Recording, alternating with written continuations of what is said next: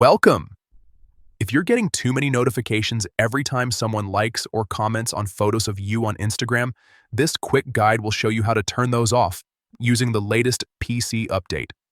Let's jump right in.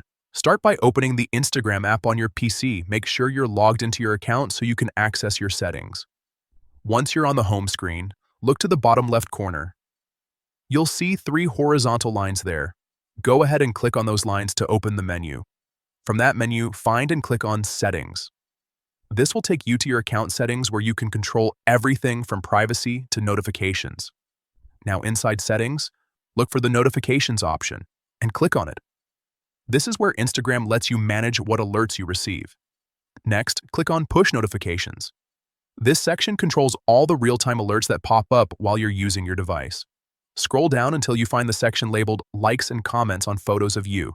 This is the setting that controls notifications whenever someone interacts with photos you're tagged in. To mute these notifications, simply select Off. Once you do this, Instagram will stop sending you alerts for likes and comments on photos of you.